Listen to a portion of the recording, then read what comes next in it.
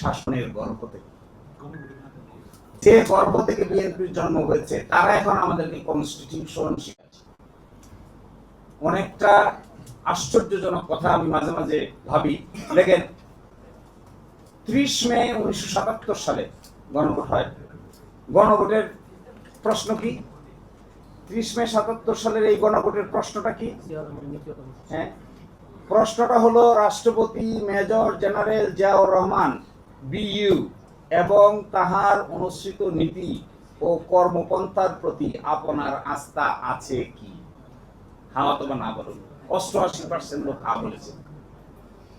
কয়টা নীতি? কইছে নীতি। এখন তো 4 প্রশ্নে 3 ঘন্টা লাগে, তখন নীতি পড়তে কত সময় লাগতো? একজন রাষ্ট্রপতি নীতি পড়তে কারবারটা দেখেন। একজন রাষ্ট্রপতির নীতি কতগুলা? কি নীতি? কোন নীতি? কেউ জানে না তো। কেউ বলে 19 দফা, কেউ বলে নীতি, এর বাইরেও আরো অনেক কিছু আছে। আর এখন আমার সালাউদ্দিন ভাইয়ের 4টে মাত্র প্রশ্ন। ছাত্র অবস্থায় ভালো ছাত্র ছিল না, আমরা তো ভালো ছাত্র ছিলাম। সবসময় আমাদের 4 প্রশ্ন পড়তে, আমার ধারণা ফুয়াদ, আমি, তুষার, আমরা যারা আছি, আমাদের 4 প্রশ্ন পড়তে 2 মিনিটের বেশি লাগবে। কিন্তু আমার ভাইয়ের 4 প্রশ্ন পড়তে 3 ঘন্টা সময় লেগেছে। আমার মনে হয় আবার লেখাপড়া শুরু করা দরকার। এই নাই তখন কি ছিল সংবিধানে? গণভোট ছিল?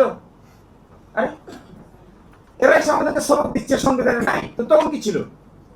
জিয়াউর রহমান সাহেব যখন গণভোটের আয়োজন করে, তখন সংবিধানে গণভোট ছিল নাকি? সংবিধানে গণভোট এসেছে 1978 সালে। 1978 সালে সংবিধানে মার্শাল ল প্রক্লেমেশনের মাধ্যমে মার্শাল ল জারি করে সংবিধানে কেটে চিরে পোস্টমর্টেম করে সিজার চালিয়ে পছন্দ মতো ডায় নিয়ে বামি নিয়ে এই কাজ করে এখন আমাদেরকে শোনাচ্ছে কোনটা সাংবিধানিক আর কোনটা নাকি অসাংবিধানিক। এদের মুখে এগুলো মানায় না। এদের জন্ম প্রক্রিয়া কি দেখেন। নির্বাচন হয়েছে কবে?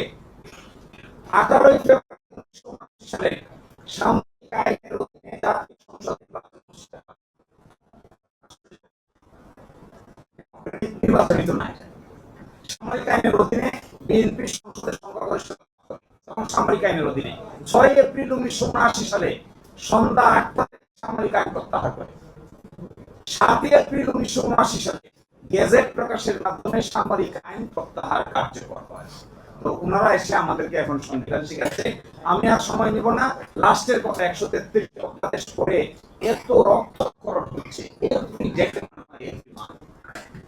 প্রতিদিন কেমন হয় একটা বছর রাতে ঘুম লাগে না। such a nightmare, traumatic situation.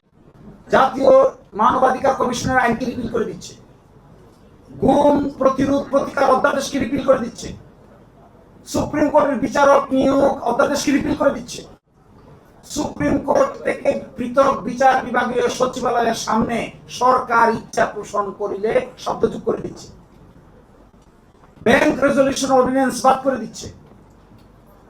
Traumatic. দুর্নীতি দমন কমিশনের সংশোধনী অধ্যাদেশ 2025, যার মাধ্যমে সার্চ কমিটি করে দুর্নীতি দমন কমিশনের মহাপরিচালক নিয়োগ দিতে হবে, এই মর্মে যে বিধানটা বাদ করে দিচ্ছে। আশ্চর্য। তাইলে আপনি পুরাটাকে একসাথে দাঁড় করান, এগুলো সবগুলো বাদ দিলে কি হয়? কারণ মানবাধিকার কমিশনের চেয়ারম্যানকে পাওয়ার দেওয়া হচ্ছে। সেই কি পাওয়ার? তারা মোটো স্বতঃস্ফূর্তভাবে তদন্ত করতে পারবে, গুমের তদন্ত করতে পারবে। কারণ দিছে ডান দিকে, আমি হাসলাম করে করে, ডান দিকে দিছে গুম নামক অপরাধের সাথে রাষ্ট্রের গুরুত্বপূর্ণ সংবেদনশীল ব্যক্তিবর্গ জড়িত থাকে মর্মে এই আইনটিকে ল্যাপস করে দেওয়া দরকার। আরে তার টাইনাগর হবে। জাতীয় নোটে লিখছে সাইডে, জাতীয় মানবাধিকার কমিশনের প্রধান যিনি থাকবেন তাকে সরাইতে গেলে সুপ্রিম জুডিশিয়াল কাউন্সিলের সিস্টেম অনুযায়ী সরাইতে হবে। কাউকে ফায়ার করা যাবে না। বলছে এই বিধান যদি থাকে তাহলে সরকারের কোনো হস্তক্ষেপ থাকবে না। এই জন্য আইন বাতিল। দুর্নীতি দমন কমিশন বাতিল, মানবাধিকার কমিশন বাতিল, গুম কমিশন বাতিল, গুম প্রতিকার প্রতিরোধ অধ্যাদেশ বাতিল, সুপ্রিম কোর্ট সচিবালয় অধ্যাদেশ আন্ডার সাবসার্ভিয়েন্ট, সুপ্রিম কোর্টের বিচারক নিয়োগ অধ্যাদেশ নাই, আছে কি?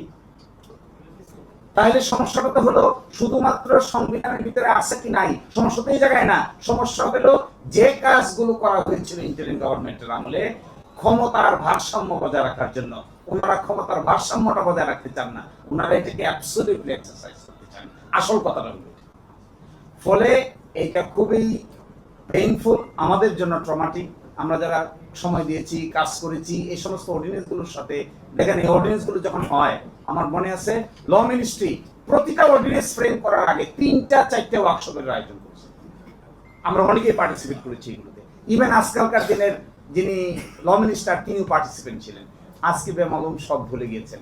তো আমার কথাটা হলো এটাই, আমার মনে হয় স্বপ্নটা নষ্ট হচ্ছে, হোপটা বিনষ্ট হচ্ছে, ফ্রাস্ট্রেশন গ্রো করছে, ইয়াং প্রজন্মের মানুষদের মধ্যে কনফিউশন বিল্ড আপ হচ্ছে। এই কনফিউশনটা কি আকারে আবার রাজনীতিতে হাজির হবে এটা এখনই বলার সময় হয়নি, কিন্তু I am very afraid this type of political sagacity যদি কোনো নেতৃবৃন্দের থাকে, তাহলে এই নেতৃত্বের সম্পর্কে আমাদের আস্থা থাকবে না। আমি সবচেয়ে বেশি এই প্রশ্নে অনেক ক্যারিকেচার করে বানিয়েছেন, অনেক যুক্তি দিতে পারবেন, কিন্তু আপনারা যে সত্য বলছেন না, এটা তো আমরা টের পাই। এই যে টের পাই, তাতে আপনাদের সম্পর্কে আবার সেই ট্রল হয় ফেসবুকে। আপনাদের ক্যারেক্টার কোয়েশ্চেন যদি হয়, তাহলে আলটিমেটলি অভ্যুত্থানটা কোয়েশ্চেন হবে। আমরা তো সবাই একসাথে ছিলাম, কম বেশি যাইতে একসাথেই ছিলাম সবাই। সেই জায়গাটায় অভ্যুত্থানের আইকনিক নেতৃত্ব কারা? অভ্যুত্থানের আইকনিক নেতৃত্বকে যদি ধরে ধরে ক্যারেক্টার অ্যাসাসিনেট করার মতো কর্মকাণ্ড করে, তাহলে আলটিমেটলি অভ্যুত্থানটা একটা বড় ধরনের প্রশ্নের সম্মুখীন হবে ডে বাই ডে। এখন অভ্যুত্থানের ছাত্র নেতৃবৃন্দ যারা ছিলেন, তারা যদি কোনো কারণে ক্যারেক্টার অ্যাসাসিনেট করা হয়, লাভ কার? এই বিএনপির নেতাদের ক্যারেক্টার যদি অ্যাসাসিনেট করা হয়, লাভ কার? জামাতের নেতাদের ক্যারেক্টার অ্যাসাসিনেট করা হয়, লাভ হবে কার? অন্যান্য যারা ভূমিকা রেখেছেন তাদের ক্যারেক্টার অ্যাসাসিনেট করলে লাভ হবে কার? ফলে আমার মনে হয় রেস্ট্রেইন করা উচিত, নিজের চেহারার দিকে তাকিয়ে নিজের ব্যক্তিত্বকে সংরক্ষণ করা দরকার, আর ডাবল স্ট্যান্ডার্ডের দিকে দেওয়া উচিত না। তাহলে অসম্মান সবার হবে, পরিণতি সবার একই রকম। ধন্যবাদ সবাই।